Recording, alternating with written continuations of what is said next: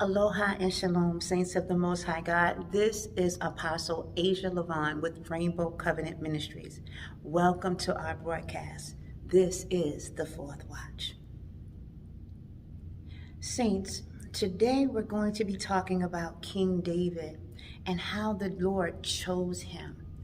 How he was not the one that looked the part. He may not even acted the role, but God saw that there was a king inside of him. So we're going to kind of handle this episode a little bit different from the others because, I'm running for U.S. Senate for the state of Hawaii. So I had an opportunity recently to meet with some of I call them friends in the running. I had an opportunity to meet with running Governor B.J. Penn, running Lieutenant Governor Junior Tupai, and also we have another governor in the running, Heidi, Tsuneyoshi. These individuals are such magnificent beings and vessels of the Lord because they are faith-based candidates. They believe in God. So I thought it would be awesome if we use this particular episode to share an event I was at recently, where they had an opportunity just to share their hearts. A lot of times we are meeting people and we're in different situations, and sometimes God gives us a certain discernment. I like to refer to it as the Jesus in me recognizing the Jesus in you. So saints, let's take a look or gander at what their hearts are and why they're running. And then after, we'll come on and talk about how God chose King David. Grab your Bible, saints. Let's go. Hold to your faith, hold to your faith, and don't you give up, don't you dare, no, hold to your faith. God promises it's gonna be alright, alright. Just hold to your faith, hold to your faith, don't you give up, don't you dare, no, hold to your faith. God promises it's gonna be alright, alright.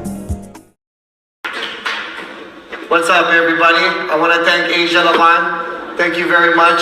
I get so inspired when I see you, and I'm so excited from the first day I met you, and I felt your energy. So I was all gung-ho about all this because, I was a professional athlete for 20 years, and I finished. I was raising my kids, and they started shutting everything down, and the pandemic was going on, and they started putting people in compromising positions with their jobs and businesses, and I was like, I wanted to do something so I could help, and I was like, what, I'm so gung-ho, I hate all this corruption, I hate how they're making money off us and doing all these things, taking advantage, and I really want to just volunteer and do everything I can to help the people, and I told my family, and I told everybody, I'm going to run for governor, and I'm going to get up, and I'm going to do it,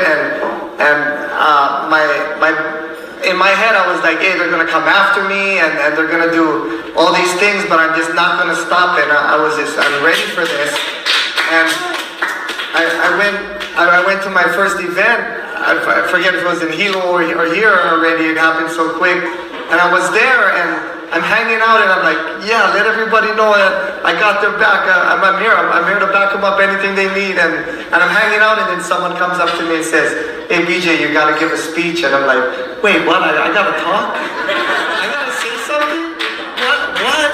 Because I'm scared. I'm not really for public speeches. We just. With my job, we just get there and we don't talk much. We just handle it, And I'm always worried, but I was just like, you know what? I'm gonna step up for the kids. I'm gonna do all these things. I gotta give a speech for the kids too.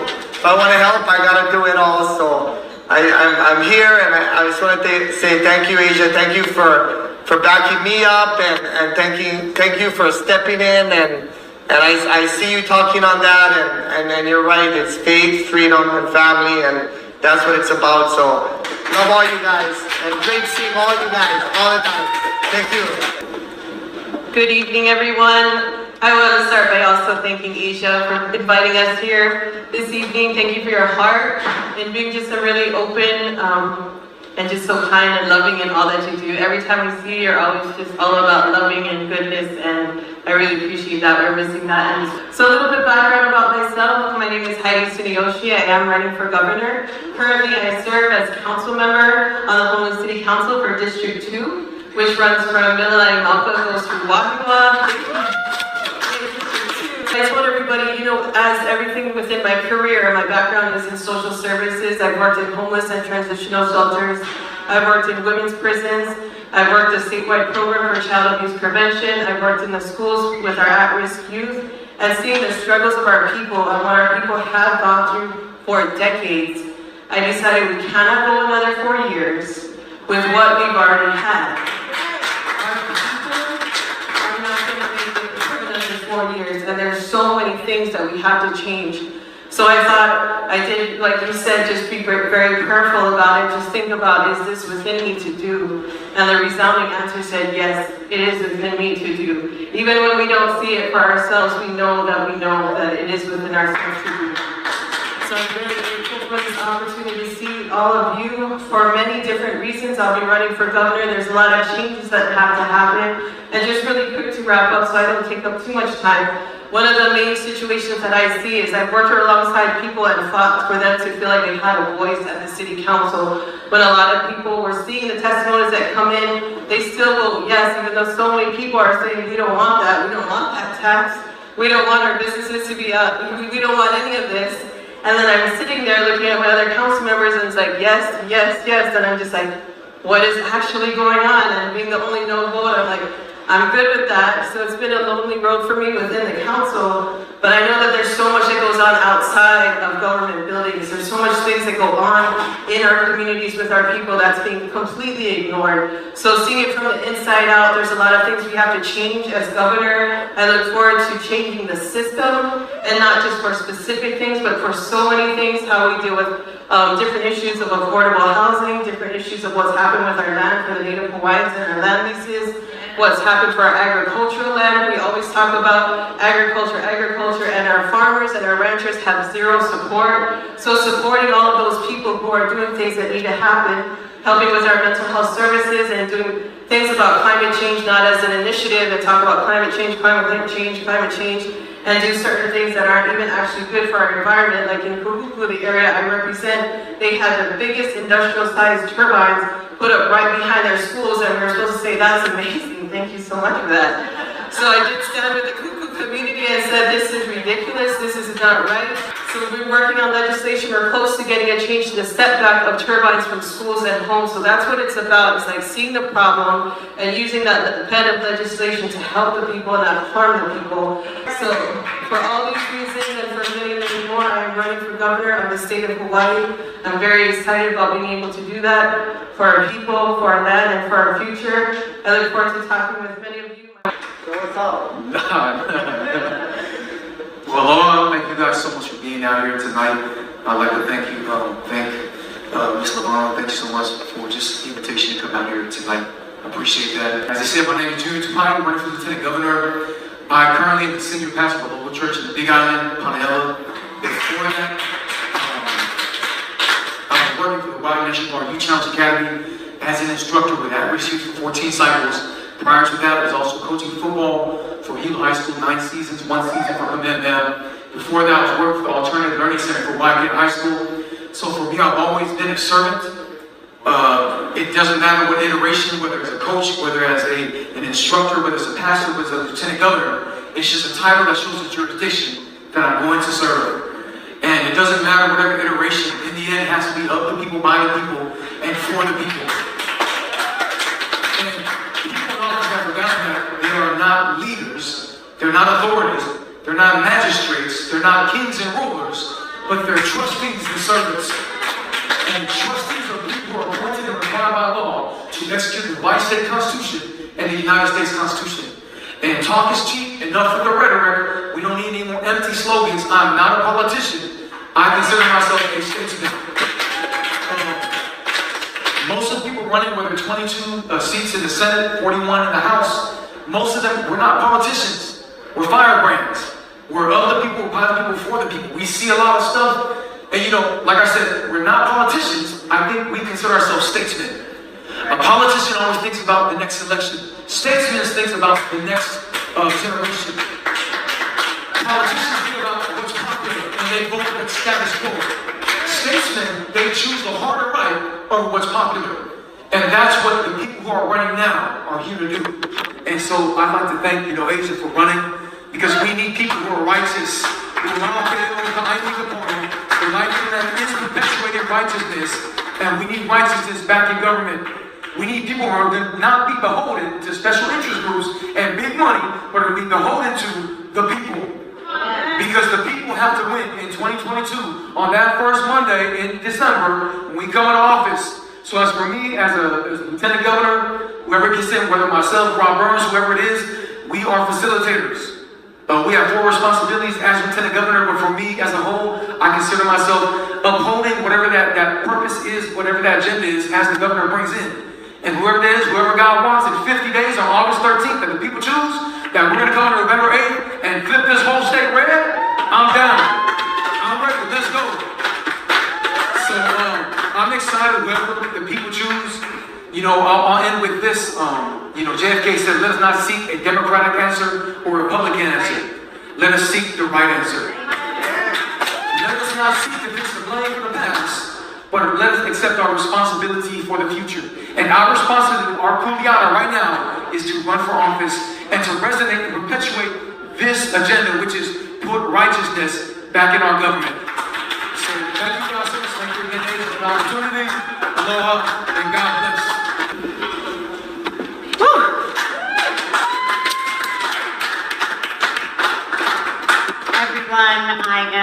I'm so thankful that all of you came out to support me tonight and to support the faith-based team that we have here.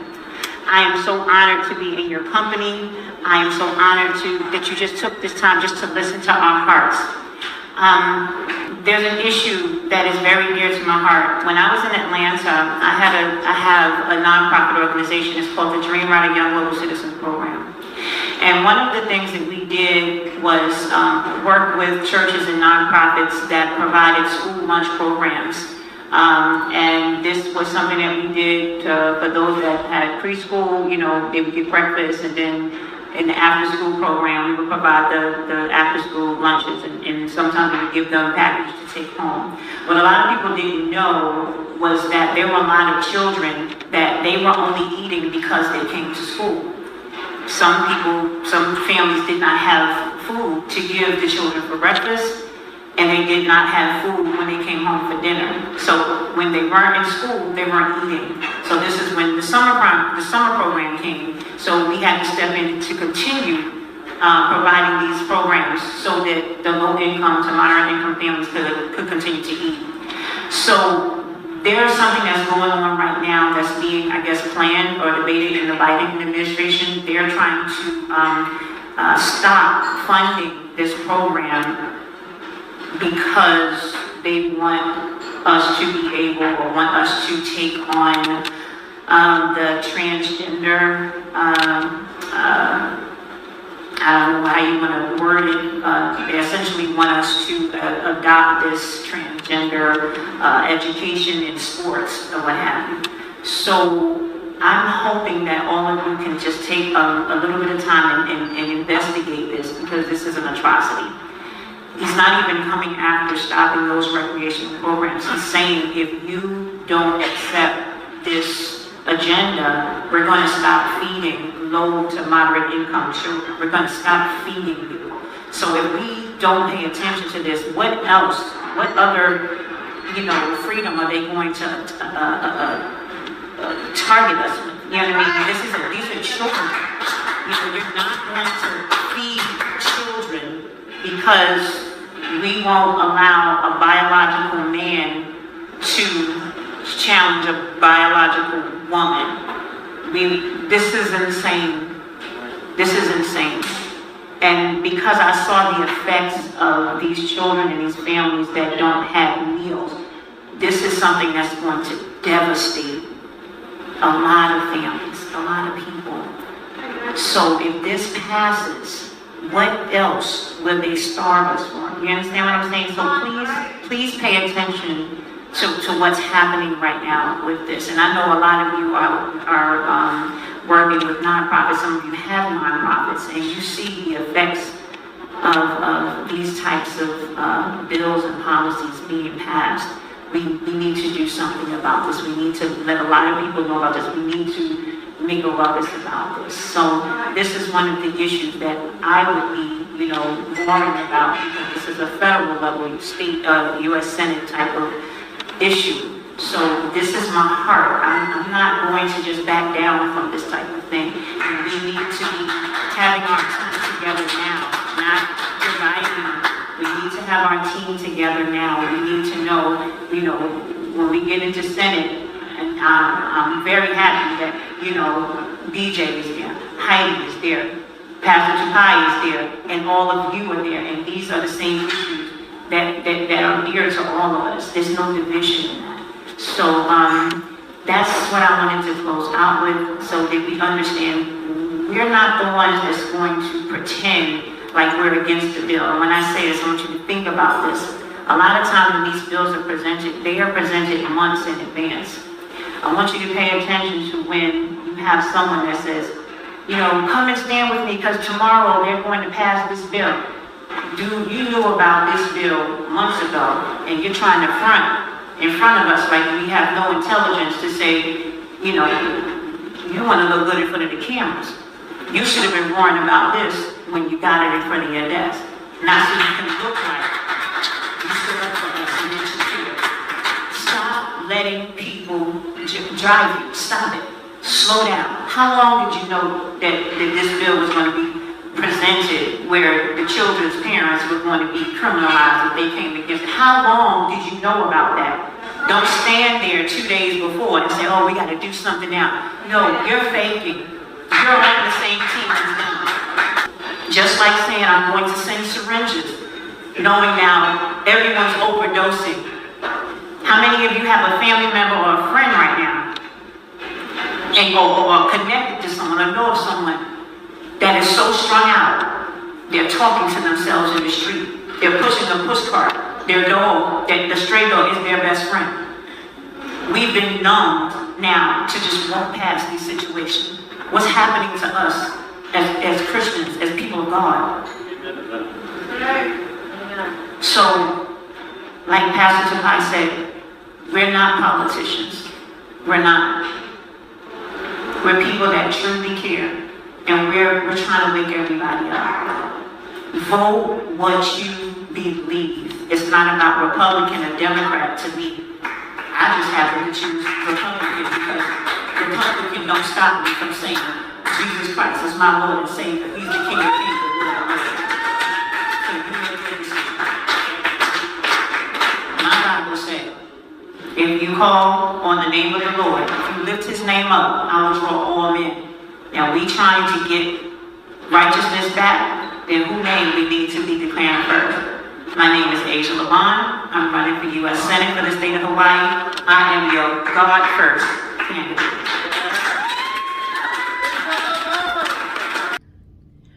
Well, saints, now that you've had an opportunity to hear the hearts of some of the running candidates in the state of Hawaii, I want you to also open your hearts and your minds to the scriptures that we find in 1 Samuel chapter 16. God is talking to the prophet Samuel, and he's given him instructions to go to one of Jesse's children and pick a king. Now at the time, Samuel is not sure which one of Jesse's children are the king. So as he's going out on his assignment and following the instructions of the Lord, as he gets to the destination of where he has to follow these instructions, he has certain preconceived notions already floating around in his mind. I want us to let these words minister to us as I speak them. A lot of times we have preconceived notions. Sometimes we hear things through rumors and we see appearances and we take on, certain prejudices, you know what I mean? Like we start to say, oh, they look like this, or or they don't come from the greatest family, or do they have enough money, or, just all of those things that make us put up walls that have absolutely nothing to do with discernment. So we'll see that even a prophet, catch what I'm saying, saints, even a prophet can be wrong.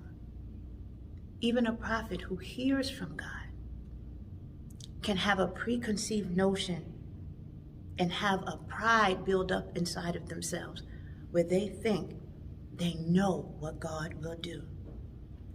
But there's also scriptures in the Bible where the Lord kind of smirks at things like this, because he'll always say things like, I will confound the wise. Those that think they know what God is going to do. That's where God likes to come in. I always try to say that God has a wonderful sense of humor. He kind of goes into those areas and shakes things up a little bit, So in this particular story, as we're going to read, you're going to see how God shakes things up a little bit. He even makes the prophet of God say, Lord, what are you doing? So I'm hoping this ministers to you as those ballots come out this month and you see those names and you have to choose between what you think you know, or what your friend might have told you, or maybe what you've done all your life because you was raised a certain way to think that you were supposed to vote a certain way, or you were betraying a certain thing or a certain person or a certain group. Maybe God is shaking your spirit up. Some of you are going to see names on those ballots that you've never seen before. So, as you all get your ballots, I'm hoping that Holy Ghost discernment says, wait a minute. Let me think about this. Let me pray about this. Let me hear what this person's heart is. And let me see if this person's heart sounds anything like what happened in the story of King David. 1 Samuel 16, 1 through 13. Now the Lord said to Samuel, How long will you mourn for Saul, seeing I have rejected him from reigning over Israel? Fill your horn with oil and go. I am sending you to Jesse the Bethlehemite, for I have provided myself a king among his sons. And Samuel said, How can I go? If Saul hears it, he will kill me. But the Lord said, Take a heifer with you, and say, I have come to sacrifice to the Lord. Then invite Jesse to the sacrifice, and I will show you what you shall do. You shall anoint for me the one I name to you. So Samuel did what the Lord said, and went to Bethlehem. And the elders of the town trembled at his coming and said, Do you come peaceably? And he said, Peaceably. I have come to sacrifice to the Lord. Sanctify yourselves and come with me to the sacrifice. Then he consecrated Jesse and his sons and invited them to the sacrifice. So it was, when they came, that he looked at Eliab and said, Surely the Lord's anointed is before him. But the Lord said to Samuel, Do not look at his appearance or at his physical stature, because I have refused him. For the Lord does not see as man sees. For man looks at the outward appearance, but the Lord looks at the heart. So Jesse called Abinadab and made him pass before Samuel. And he said, Neither has the Lord chosen this one. Then Jesse made Shammah pass by. And he said, Neither has the Lord chosen this one. Thus Jesse made 7 of his sons pass before Samuel. And Samuel said to Jesse, The Lord has not chosen these. And Samuel said to Jesse, Are all the young men here? Then he said, There remains yet the youngest, and there he is, keeping the sheep. And Samuel said to Jesse, Send and bring him, for we will not sit down till he comes here. So he sent and brought him in. Now he was ruddy, with bright eyes and good-looking. And the Lord said, Arise, anoint him, for this is the one. Well, saints, now that we've listened to the scriptures concerning this matter, what do you think God was trying to relay by choosing David the one that everyone would look over, the one that was ruddy. He was just, playing with the sheep and the wolves, just doing things that were everything but kingly. But God saw something in him. How many of you, after listening to the hearts of these candidates and listening to the heart of God for King David, how many of you want to take a moment and slow down and say, God, what are you about to do? Doesn't that feeling inside make you feel excited about something?